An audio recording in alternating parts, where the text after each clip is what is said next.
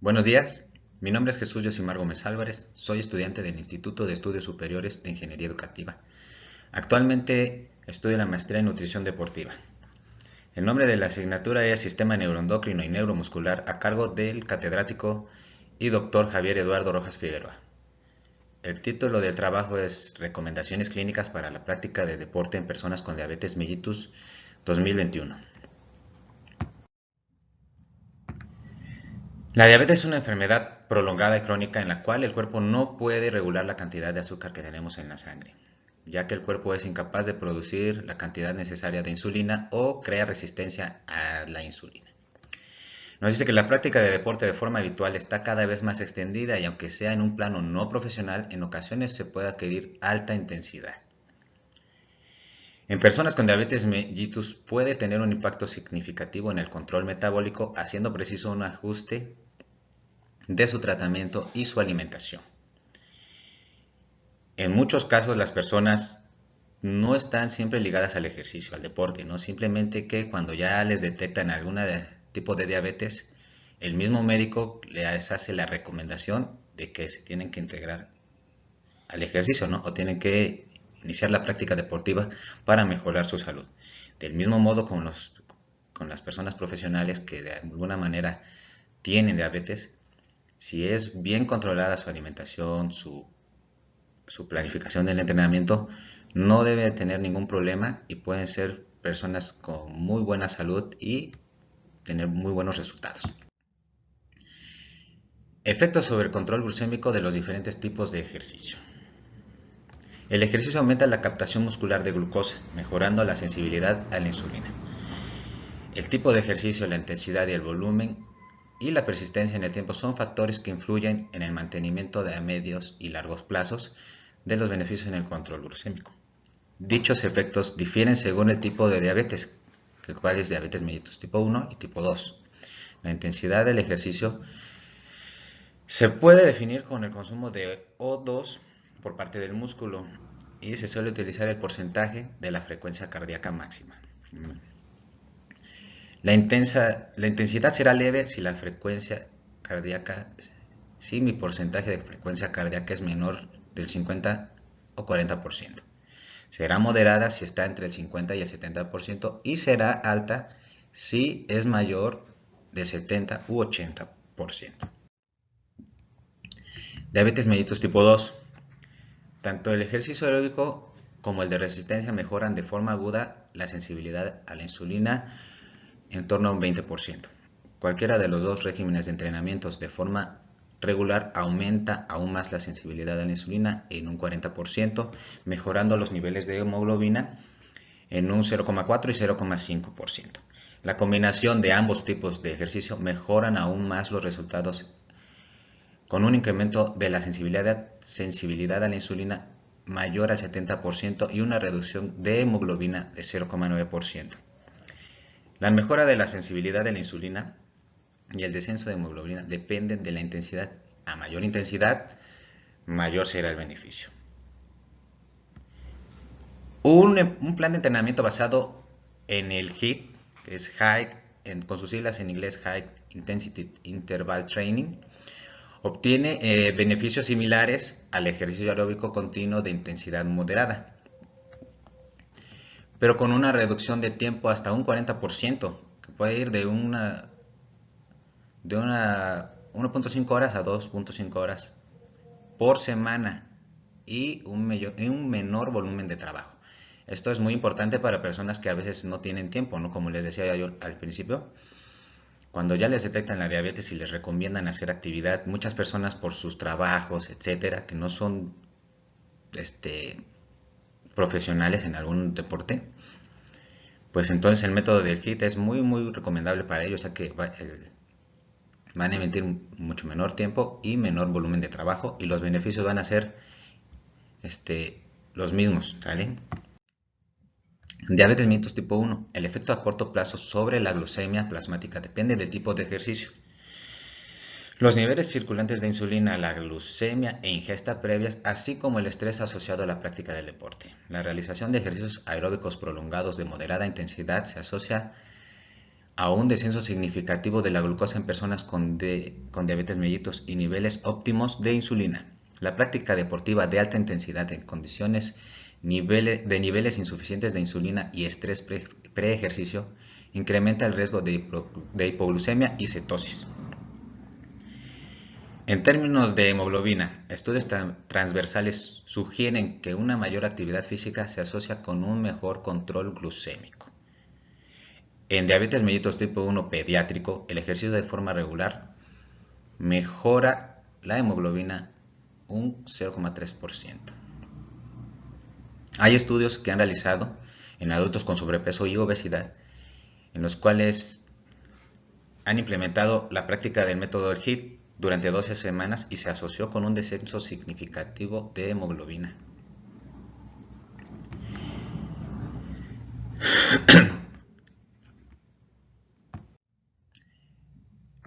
Antes que esto se tiene que hacer una evaluación médica previa al ejercicio. Diversas sociedades científicas recomiendan una valoración médica a las personas con diabetes mellitus antes de iniciar un programa de ejercicios. Sin embargo, las personas que planean realizar algún tipo de deporte más exigente o con criterios mayores que pueden ser la edad, la duración de diabetes mayor a 10 años, enfermedades cardiovasculares u otros factores de riesgo, pueden beneficiarse de pruebas adicionales, que es establecer objetivos,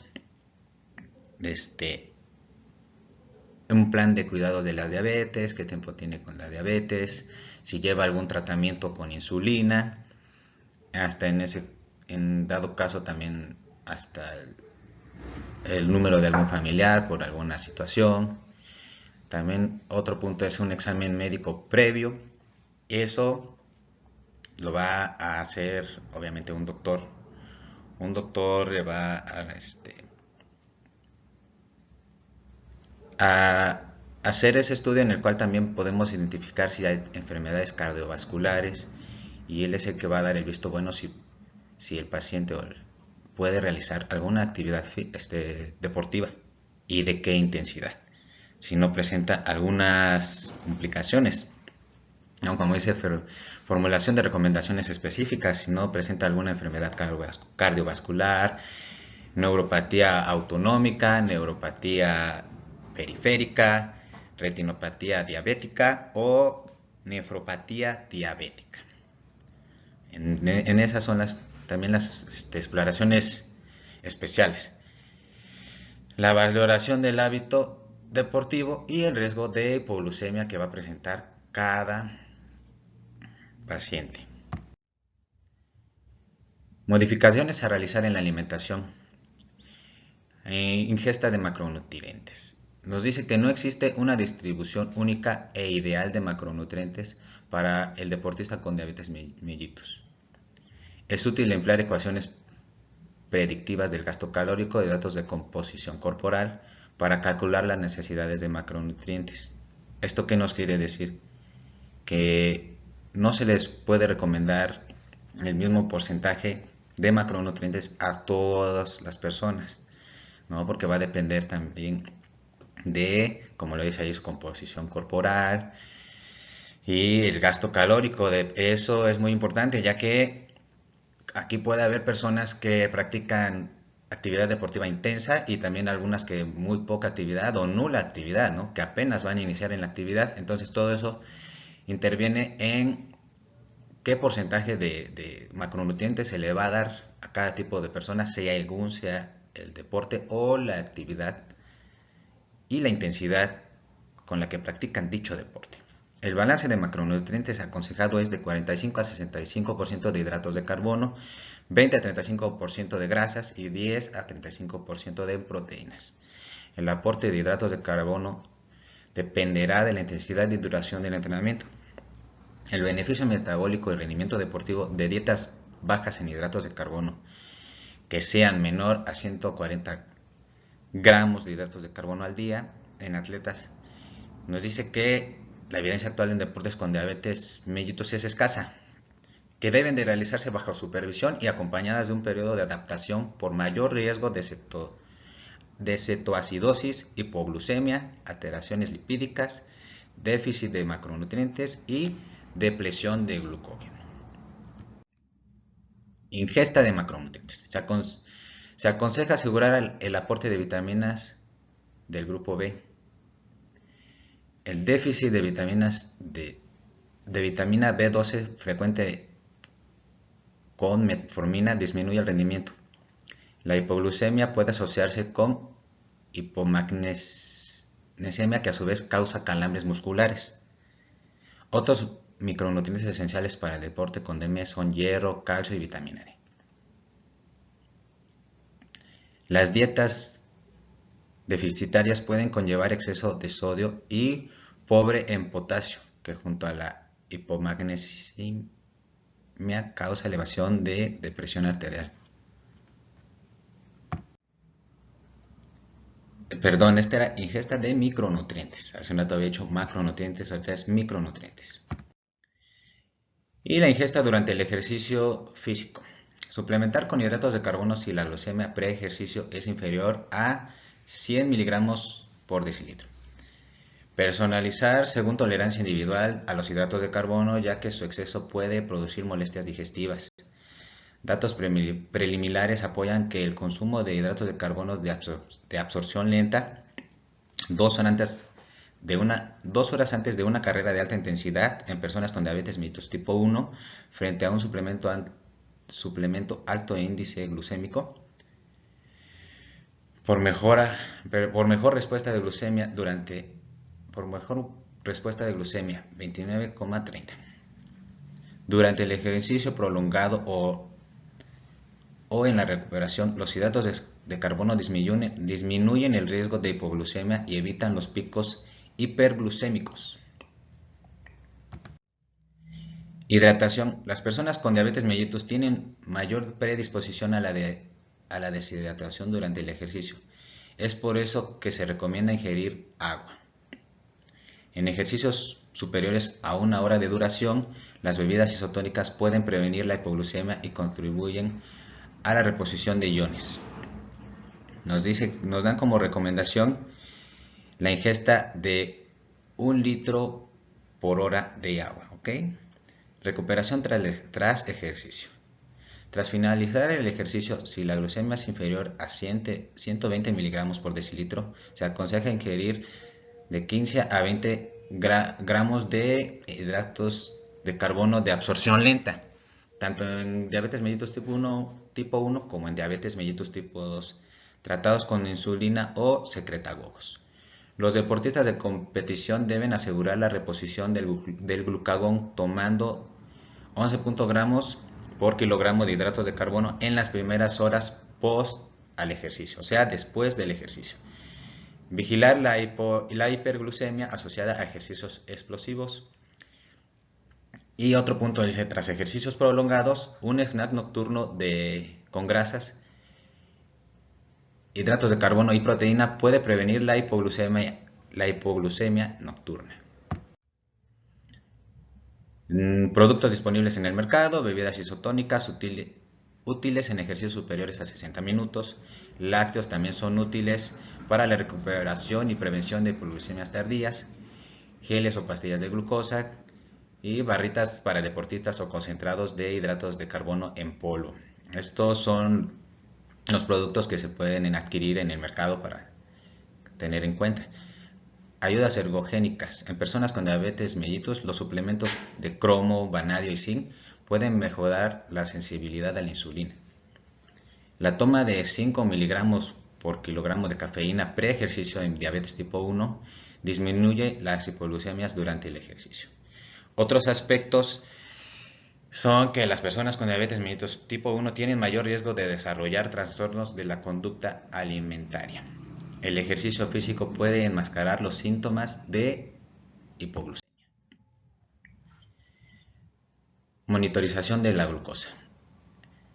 Los sistemas MIX son herramientas muy útiles con un potencial importante para conseguir mantener los niveles de glucosa en rango durante la realización de ejercicios físicos con limitaciones. La MIG ha servido asimismo para evaluar el efecto de los diferentes tipos de ejercicio en los valores de glucosa, así como las respuestas contrarreguladoras al ejercicio. Y nos dice que estos dispositivos podrían servir como herramienta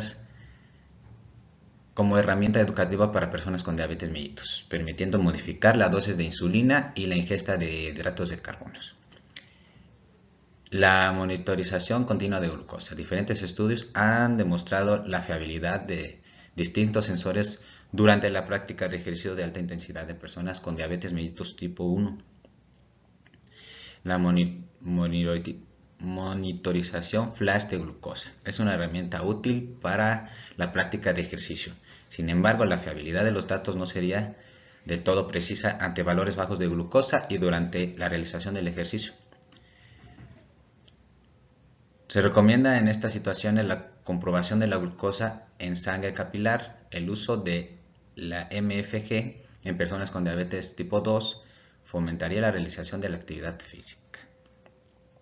El posicionamiento, junto con la EASD, ISPAD y la ADA, sobre el uso de MCG y MFG durante la realización del ejercicio, recomiendan los siguientes ajustes. Nos dice que el uso de medidores continuos y flash de glucosa constituyen un apoyo terapéutico a la hora de realizar el ejercicio. Se recomienda analizar los datos del sensor durante la realización de la actividad física y retrospectivamente para modificar la dosis de insulina, adaptar la ingesta de hidratos de carbono y minimizar las hipoglucemias tardías. Estrategia terapéutica insulínica. La intensidad, duración y tipo de ejercicio y la correspondiente respuesta metabólica individual al mismo deben ser predeterminadas para considerarse ajustes específicos de la dosis de insulina. El uso cada vez más generalizado de la MIG permite tener en cuenta no solo los niveles actuales de glucosa, sino la predicción de su tendencia en las siguientes horas. Muchos deportes son anaeróbicos independientemente de su intensidad y generan estrés y elevación de las hormonas contrarreguladoras. Por tanto, no debe reducirse la insulina previa.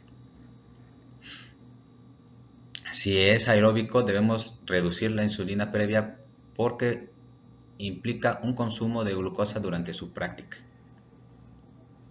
Recomendaciones para la administración por separado de insulina basal y rápida. La administración de insulina basal nocturna permite reducir el riesgo de hipoglucemias nocturnas en caso de realizar ejercicio no prolongado y puede realizar ajustes en el periodo de recuperación post-ejercicio. Esto nos dice que en deportes aeróbicos, independientemente de su intensidad, no debe reducirse la insulina previa, ¿okay? Solo en deportes aeróbicos, ya que en un deporte aeróbico, como ya sabemos, son dependiendo también la intensidad y la duración, pues el mismo cuerpo también va a utilizar la glucosa que tenemos en el cuerpo, así que ahí podríamos reducir un poco el consumo de insulina en nuestro cuerpo. Glucagón para la prevención de hipoglucemia por ejercicio. Los cambios en insulina e ingesta de hidratos de carbono son métodos utilizados habitualmente para reducir el riesgo de hipoglucemia durante el ejercicio, pero no siempre son efectivos.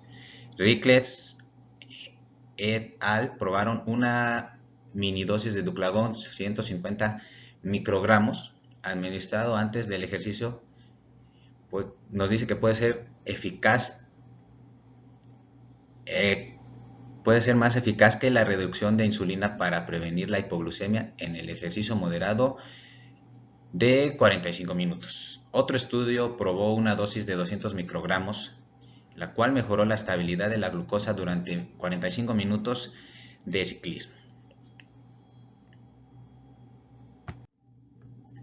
Ajuste fármacos no insulínicos. La complicación metabólica más frecuente que puede aparecer en el paciente con diabetes mellitus tipo 2 es la hipoglucemia, aunque suele ser muy frecuente si el paciente no está en tratamiento con insulina. Sulfonilureas y línidas son fármacos que asocian mayor riesgo de hipoglucemia con la realización del ejercicio físico, intensos y de larga duración, mayores a 60 minutos. Las sulfonilureas, por su mayor duración de acción, son las que presentan el riesgo más elevado de hipoglucemia, aunque el riesgo suele ser bajo. El uso de metformina no suele producir hipoglucemia al realizar ejercicio físico. La acarbosa y el miglitol, inhibidores reversibles del alfa-glucosilada intestinal, tampoco suelen inducir hipoglucemia. El riesgo de hipoglucemia con los inhibidores de dipeptidil peptidasa y agonistas del receptor GLP-1 es muy bajo. La pioglitazona es un fármaco que aumenta la sensibilidad periférica a la insulina, pero no estimula su liberación por parte de la célula beta pancreática. Por tanto, es poco probable que contribuya al desarrollo de hipoglucemias. Los inhibidores del cotransportador 2 de glucosa y sodio son fármacos con un riesgo bajo de hipoglucemia y que no aumentan la secreción de insulina ni inhiben la respuesta contrarreguladora de hipoglucemia. Personas con diabetes mellitus en infusión subcutánea continua de insulina. Las consideraciones generales para tener en cuenta son las siguientes. Escoger el lugar de inserción del catéter de la ISSI y del sensor de la MCG para evitar golpes, roces o fricciones. Eso es muy importante dependiendo del tipo de deporte que practican, ¿no? Aquí nos dice que si es un deporte de mucho contacto, dependiendo de las zonas en las que vas a tener dicho contacto, hay que prevenir esa situación. En caso de deportes en elevada altitud, revisar la formación de burbujas en el catéter de la ISSI. Los sistemas de MCG han mostrado fiabilidad hasta los 3.600 metros. En general no se recomienda desconectar la ISSI, pero puede ser preciso en algunos deportes. En caso de desconexión, no superar 1 o 2 horas. En ejercicios de alta intensidad, al reconectarse puede necesitarse un valor corrector al 50% de la dosis calculada para evitar hipoglucemias posteriores. En caso de deportes de alto riesgo o mayor intensidad, para evitar al máximo las hipoglucemias, se recomienda incrementar el umbral de la parada predictiva de los sistemas ISSI y MCG con 80 miligramos por decilitro y mantenerlo hasta 90 minutos después de su finalización. Pautas de entrenamiento en el ejercicio físico. El entrenamiento del ejercicio físico en personas con diabetes mellitus es dual y ha de ir en paralelo. Por una parte, el entrenamiento físico y en sí mismo para la incorporación e incremento de la aptitud física y el entrenamiento apoyado en una educación diabetológica estructurada para minimizar el riesgo de disglucemia. Las estrategias para minimizar el riesgo de disglucemia durante el ejercicio son el ajuste en los hidratos de carbono, la insulina, tiempo de administración, entre otras. El entrenamiento del ejercicio físico es un proceso planificado y complejo que organiza cargas de trabajo progresivas y crecientes que estimulan el desarrollo de diferentes capacidades físicas, que son fuerza, resistencia, velocidad, elasticidad, ¿no? Condicionales. La respuesta glucémica al ejercicio depende tanto de variables relacionadas con DM como de factores relacionados con el ejercicio y tienen una marcada respuesta individual. A medida que avanzamos en el entrenamiento del ejercicio, la aptitud física del deportista cambia y las necesidades del ajuste de hidratos de carbono, insulina y tiempo de administración también. Como ya les había yo comentado hace un rato, va a haber personas que por indicaciones médicas van a realizar deporte, pero también esas personas con el paso de los tiempos van a ir progresando, ¿no? ¿A qué me refiero? Al principio una persona que es sedentaria, para hacer muy pocas repeticiones, muy poco tiempo invertido. Al paso del tiempo, por las necesidades mismas de nuestro organismo, para desarrollar más fuerza, etcétera, tendremos que ir incrementando dichas repeticiones, incrementando el peso, incrementando el tiempo, la intensidad, etcétera. Entonces, en todo eso vamos a tener que hacer el ajuste tanto en la alimentación, en el tratamiento y así como en el tiempo de administración, ¿ok? Recomendaciones a realizar antes, durante y después del entrenamiento. Cada sesión de entrenamiento consta de 3 fases, ¿no? Las cuales son el calentamiento, el núcleo del entrenamiento, o que puede ser la parte medular o central, y la parte final, que también puede ser la vuelta a la calma. El calentamiento antes de realizar el entrenamiento nos dice que debemos revisar las variables dependientes de la diabetes mellitus, si hay tratamiento con insulina o con secretagocos, si hay complicaciones, tipo de ejercicio, intensidad durante el ejercicio y revisar la condición física de nuestros atletas. Eso es en el calentamiento. En el núcleo del entrenamiento, la parte medular, verificar la intensidad y tipo de ejercicio, monitorizar la glucemia de forma periódica e iniciar el entrenamiento en sesiones de baja intensidad y tiempo corto. Esto sería para personas que están iniciando apenas en la actividad deportiva, ¿ok? Porque aquí nos dicen tenemos que hacer sesiones de baja intensidad y muy poco tiempo. Para la vuelta a la calma o la fase final, la glucemia resultante, debemos de analizar la glucemia resultante y calcular necesidades para el próximo entrenamiento.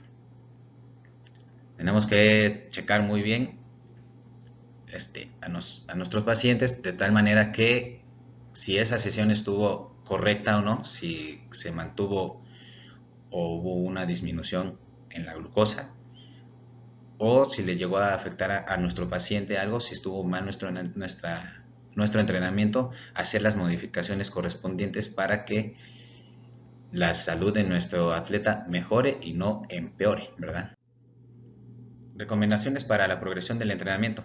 La progresión para el entrenamiento debe ser paulatina, para minimizar el riesgo de lesiones y de disglucemia. El ritmo de progresión debe ser gradual y lo marcará tanto la condición física como la condición clínica. Como norma general, se comienza con intensidad baja y tiempos cortos, aumentando primero la frecuencia, luego el volumen de ejercicio y tiempo de cada sesión, y por último la intensidad, como lo habíamos dicho anteriormente. Esto es más enfocado en personas que apenas están haciendo la actividad deportiva, como lo vemos en la imagen, ¿no? La persona cuando inicia la actividad deportiva hasta físicamente se ve muy delgada, carga de hecho muy poco peso, y conforme vaya pasando el tiempo se va dando esa progresión, ¿no? Muchas veces hasta el mismo atleta lo pide o hasta lo necesita, ¿no? A veces dice, no, ya es que ya se me hace poco, ya no siento que me canso. Algunas veces escucharemos hasta eso, ¿no? Ya es que ya no me canso, ya no siento que me cueste. Entonces a veces ese será el momento de ir incrementando, ¿no?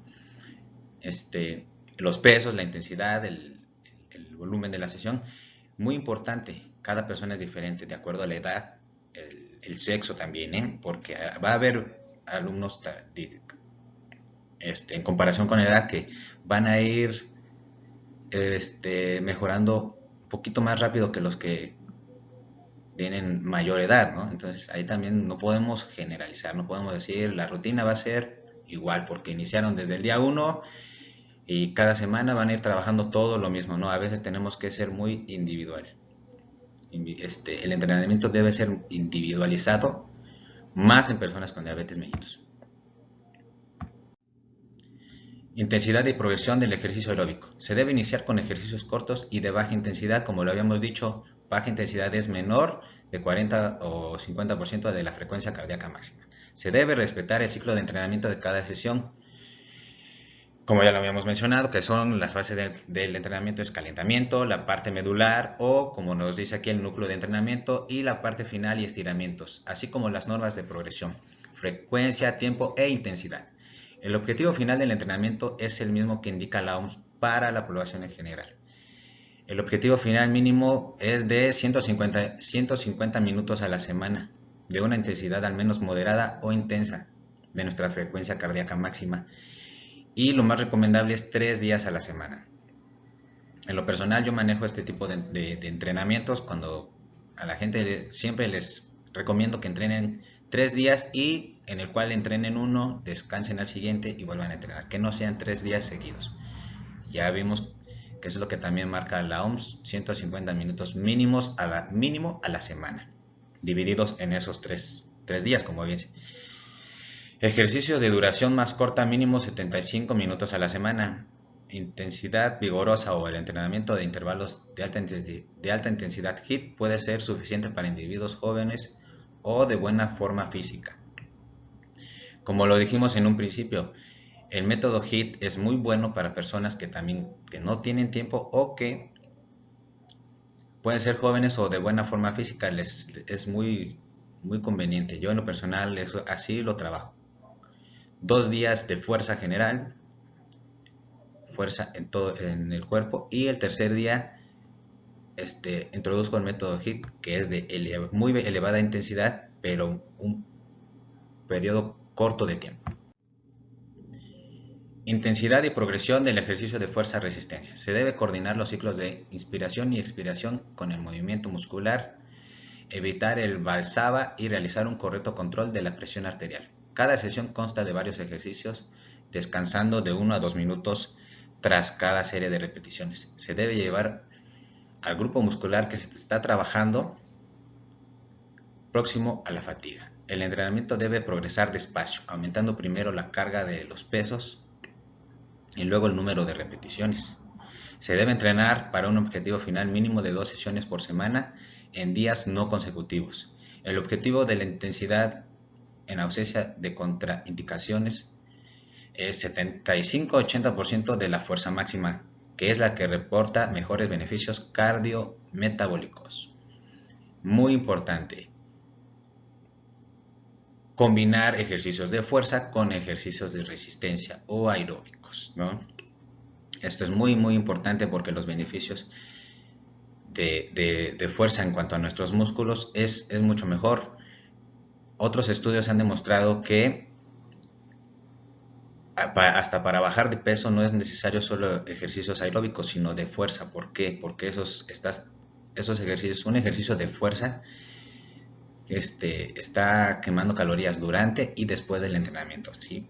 Así que para todo ser humano es muy recomendable manejar los dos tipos de entrenamiento, ¿no? De fuerza y de resistencia, como aquí nos indica, de fuerza mínimo 2 días a la semana.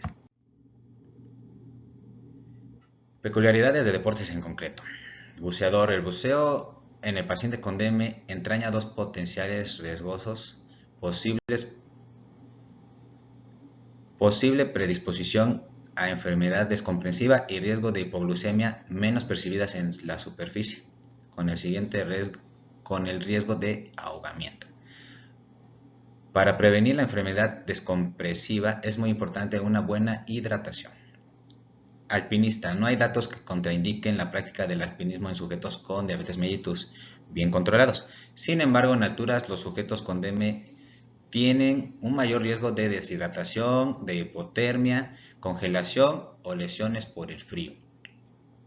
Y bueno, eso también no solo en personas con diabetes, en cualquier persona. Por encima de los 500 metros. Hay un retraso en el vaciamiento gástrico, por lo que la insulina prandial se debería administrar tras la ingesta.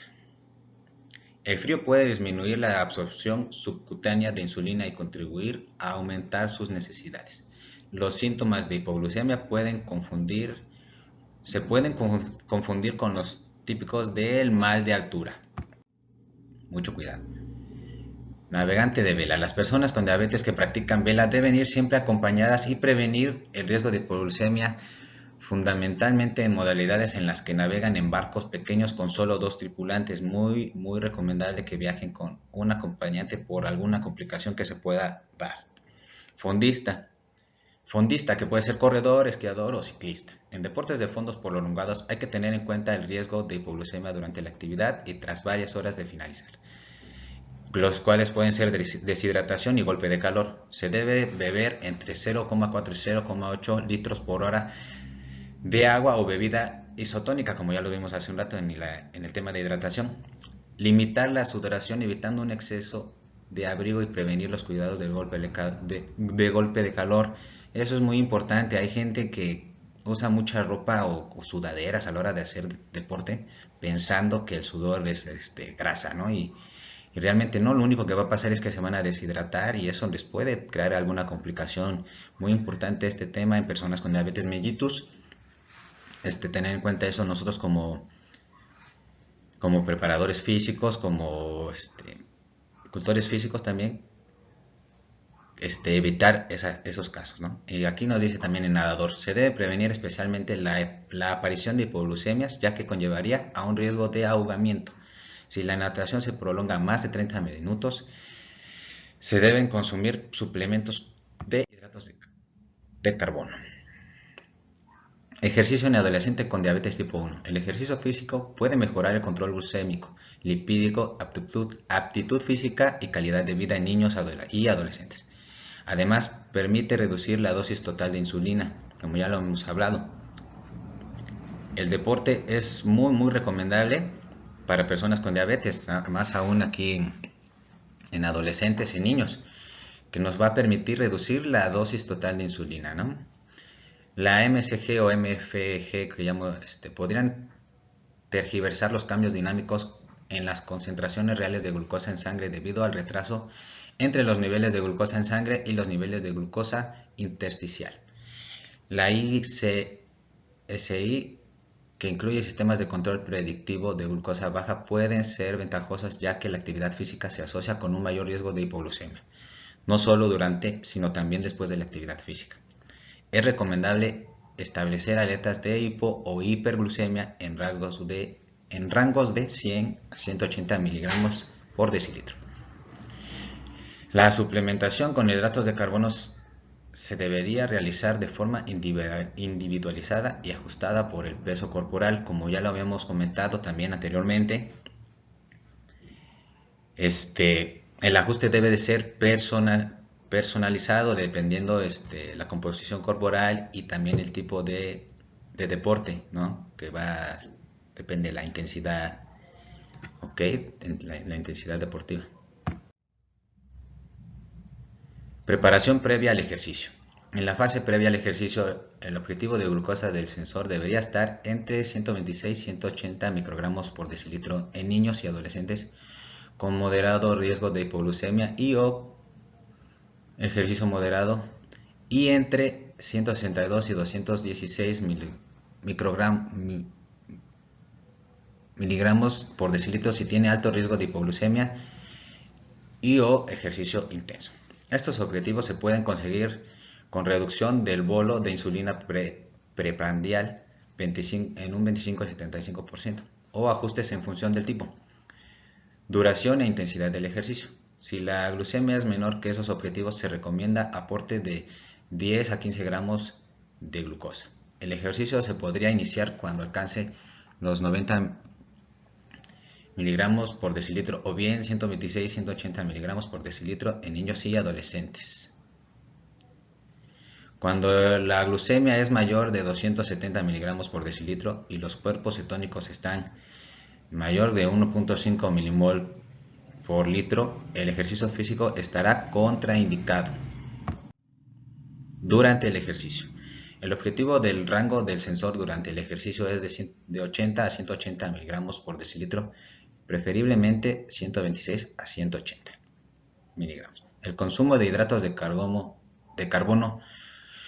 con glucemias de 126, 145 o 162 microgramos por decilitro ha mostrado mayor reducción de hipoglucemias en niños y adolescentes. Si la glucosa en sensores mayor a los 270 microgramos por decilitro, se recomienda medir cuerpos cetónicos y si son mayor de 1.5 milimol por litro, hay que detener el ejercicio y usar insulina correcta.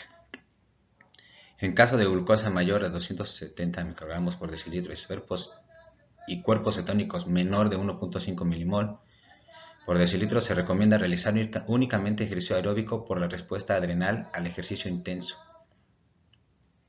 Se suspenderá el ejercicio si el nivel del sensor es menor de 90 miligramos por decilitro. Se realizará determinación de glucemia capilar y se aportarán hidratos de carbono. Después del ejercicio. La hipoglucemia puede ocurrir varias horas después del ejercicio, especialmente cuando ha sido prolongado o de moderada o alta intensidad. Por esto, tras finalizar el ejercicio, el rango de glucosa recomendable es de 80 a 180 miligramos por decilitro o mayor el riesgo de hipoglucemia. O mayor según sea el riesgo de hipoglucemia. Si los niveles de glucosa en el sensor aumentan rápidamente, se puede considerar administrar un bolo corrector de insulina. En caso de glucosa menor de 80 miligramos por decilitro en niños y adolescentes con alto riesgo de hipoglucemia, se ingerirá hidratos de carbono y se repetirá el consumo hasta restablecer los niveles de glucosa.